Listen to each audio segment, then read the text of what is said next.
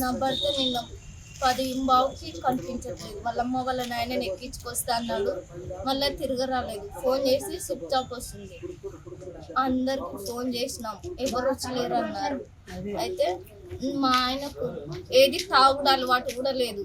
ఎవరో తొరకపోయి కావాలనే మా ఆయనని చంపేసినారు. ఉంది పేర్లు మిడిదొడ్డ ఆయన ఒక ఆయన, అన్న పేరు నాకు తెలియదు. 10 బాగుపోయిండు. ఫోన్ ఎత్తలేదు. మధ్యాహ్నం 11:30 నుంచి ఫోన్ చేసి ఫోన్ ఎత్తలేదు.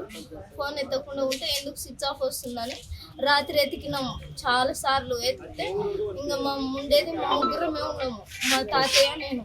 అయితే వాళ్ళు ఎక్కడ వెళ్ళలేక మధ్యలో చూసినాము, వచ్చినాము.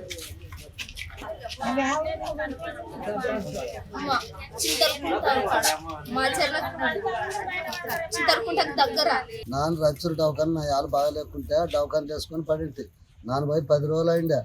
10 రోజులు అయినాక నిన్ను వస్తున్నామురా, మేము వస్తున్నాము బస్ స్టాండ్లో ఉండే అంటే నైనా నన్ను రచ్చురికే వస్తాను మిమ్మల్ని ఎక్కించడానికి. కానీ లేదురా బస్సు ఉంది, బస్సు ఎక్కామే, నువ్వు అక్కడే ఏడ వరకు వచ్చావు ఇంటికి పోటీ చెప్తే సరేలే. నేను బస్సు ఎక్కితే పోతానన్నాక అందరుంటే బస్సు రాయచూరు ఇడిచి ఎరగారికి వచ్చా. ఎరగారి కాడ చేస్తే అప్పుడు ఫోన్ రింగ్ అయ్యి ఆడుండవరంటే ఊర్లో ఉండాను అంటే ఇందనే ఉండలేనే, ఊరు కూడా అంటే చెప్ప ఇందనే ఉండలేనే, ఏడ చెందన అంటావంటే ఇక ఏమనక అందునుంటే మళ్ళీ కొంచెంసేపులు ఎరగారి దాటి దమలు తిన్న వరకు వస్తుంది బస్సు. అప్పుడు మళ్ళీ ఫోన్ చేస్తే ఫోను స్విచ్ ఆఫ్, ఫోన్ అసలు తగలట.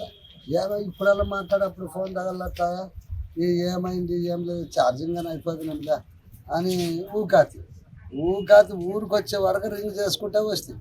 రింగ్ ఊరికి వచ్చి బస్ స్టాండ్లో దిగితే 1:30 కూర్చుంది.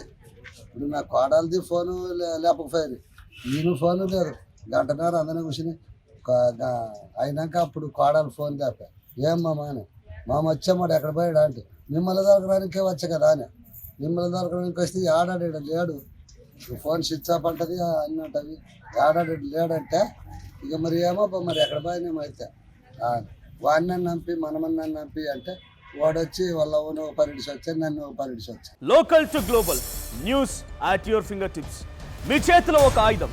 Download Raw TV app. Media legend Ravi Prakash is back.